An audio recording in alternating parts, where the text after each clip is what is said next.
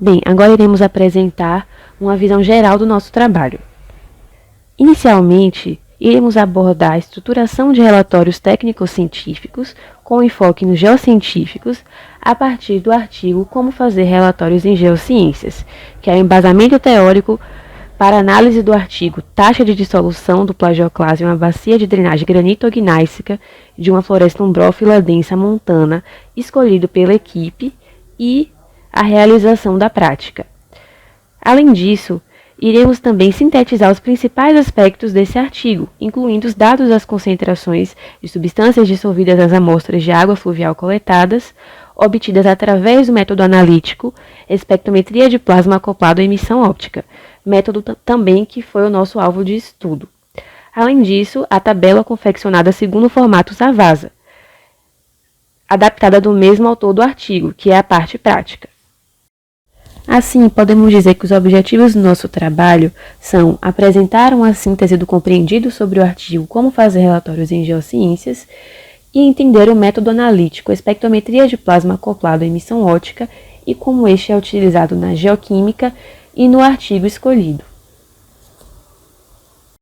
De acordo com o artigo Como fazer relatórios em geociências, temos que na confecção de um relatório técnico, a ordem de desenvolvimento do trabalho é diferente da ordem de organização e estruturação final.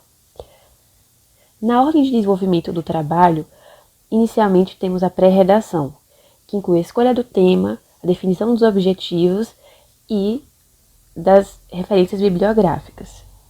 Em seguida, temos a redação, que engloba a geologia regional, materiais e métodos, resultados, discussão e introdução. Em seguida, da finalização, que inclui a confecção do resumo, verificações gerais sobre o trabalho e conclusão da discussão e verificação se os objetivos foram atendidos no trabalho. Como foco são os relatórios geocientíficos, temos que a ordem de organização final do relatório é dado por capa, sumário, resumo, introdução, objetivos, geologia regional, materiais e métodos, resultados, discussão, conclusões, referências e anexos e ou apêndices.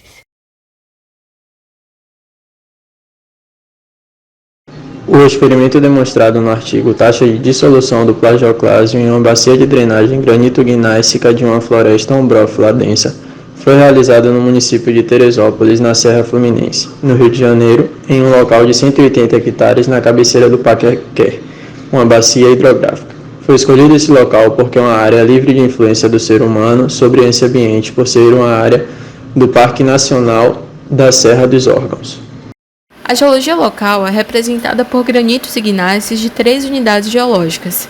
Em primeiro lugar, temos a suíte Serra dos Órgãos, que constitui 41% da região estudada e é formado por granitas horniblendas, biotitas, gnácea, variando de composição granítica a tonalítica.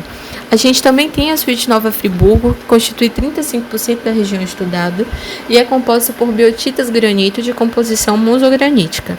Além disso, temos o complexo Rio Negro, formado por gnáceas de grãos grossos de composição tonalítica, granodiorítica e granítica. Essa variação de composição, ela se dá pela variação de plagioclásio dentro da rocha. Segundo o portal do Instituto de Geociências da USP, um tonalita ele é constituído essencialmente por plagioclásio, quartzo, biotita e anfibólio. E conforme essa composição vai mudando de tonalítica para granítica, existe um decréscimo da quantidade de plagioclásio para um concomitante aumento da quantidade de cafeodspato. Além dessas informações, no slide a gente pode ver que existe uma tabela com a quantidade de óxidos presentes nas litologias de cada uma dessas unidades. E a gente pode perceber que existe uma predominância do óxido de cálcio e óxido de sódio quando comparado ao óxido de potássio. Isso porque há essa quantidade maior dos plagioclásios de tipo cálcico e sódico em comparação ao cafeodspato. Espectrometria de emissão óptica com plasma, de abreviação ICP-OES. Essa é uma técnica cuja principal função é a identificação e quantificação de determinados elementos, como metais, semimetais e terras raras, dentro de uma determinada amostra, baseando-se no princípio fundamental de que átomos neutros e íons têm de liberarem radiação no espectro visível e ultravioleta quando em um estado excitado. Bom, como o próprio nome já sugere, a ionização dos elementos a serem analisados é feita pelo plasma indutivo de argônio, que, diferente de outras técnicas, esse mesmo plasma pode promover temperaturas variando entre 6.000 e 10.000 Kelvin, possuindo energia suficiente para a excitação da maioria dos elementos químicos existentes, se não quase todos, possibilitando a quantificação de uma ampla faixa de analitos. No entanto, para essa precisão, necessita-se primeiro da técnica de acidificação, pois a matéria orgânica contida na maioria das amostras, ela pode acabar atrapalhando na análise precisa. Sendo assim, mistura-se a própria amostra com um determinado ácido, visando retirar essa matéria que atrapalha, aí sim podendo se analisar com precisão. Dentro do artigo estudado, essa técnica foi utilizada para a captura e coleta de informações, onde os seguintes elementos estavam na amostra: sódio, magnésio, cálcio, potássio e silício. Os materiais analisados no artigo foram amostras de água fluvial e amostras de solo, com 2 campanhas de amostra de água fluvial, uma em fevereiro e outra em agosto. Desta forma, visando abranger um período úmido e um de estiagem. Também foram retiradas 2 amostras nos primeiros 10 cm de solo, extraídas abaixo da Serra Pilheira. A área apresentava escassez de solo, com predominância de afloramentos rochosos próximos a cambisolos, com pouca presença de neossolos e latossolos, estes que passariam por uma análise mineralógica. Para o experimento foi utilizado um espectrômetro da marca Perkin-Elmer, de modelo Optima 7300 DV, com os seguintes limites de detecção: para o sódio 0,1 micrograma por litro, para o cálcio 0,5 micrograma por litro, para o magnésio 0,1 micrograma por litro, para o potássio 0,3 micrograma por litro e para o silício 0,9 micrograma por litro. A análise realizada foi sobre as concentrações de elementos maiores, como o sódio, cálcio, magnésio, potássio e silício, em amostras de água fluvial e amostras de solo. Essas que foram realizadas no Laboratório de Espectrometria Atômica da PUC-Rio, no Rio de Janeiro. O padrão analítico utilizado foi uma solução de cátions em ácido nítrico 65,8%. A solução foi subdestilada 2 vezes até que fosse obtido o pH em torno de 1. Essa solução foi usada para acidificar uma fração das amostras que foram infiltradas em um filtro de acetato de 0,22 micrômetros de diâmetro de poros. A partir desse processo, foi possível determinar os elementos já citados, sódio, magnésio, cálcio, potássio e silício, na espectrometria de plasma.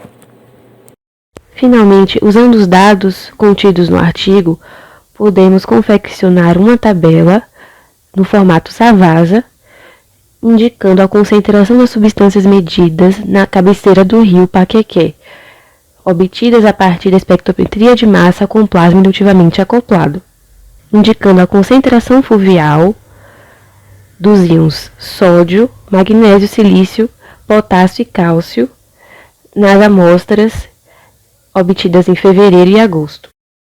Posteriormente, também confeccionamos 2 gráficos, um em rosca e um em colunas, a partir da tabela, mostrando as discrepâncias dos valores das concentrações dessas substâncias nas amostras.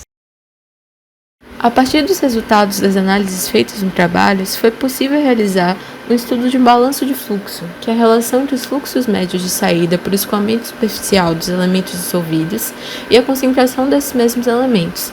Aliado a isso, houve o cálculo da taxa de intemperismo químico através de amostras fluviais, que essas sim foram alvo do nosso método analítico. E com isso foi possível observar maiores fluxos de silício, sódio e cálcio, sobretudo de silício e sódio. É possível justificar a presença de silício porque se tratam de rochas silicáticas, com composição mais félsica do que máfica. Então é compreensível essa grande presença de silício na amostra fluvial. Enquanto o sódio se deve à intemperização dos plagioclases na rocha, Como vimos anteriormente, as rochas eram cheias de plagioclásio, que são menos resistentes ao intemperismo que os cafeldspatos, que são cristalizados em condições mais semelhantes às condições de superfície terrestre. Esses plagioclásios se tratam de plagioclásios intermediários, que se alteram para caulinita, que por sua vez se alteram para gipsita. Além disso, a biotita também se altera para gibsita.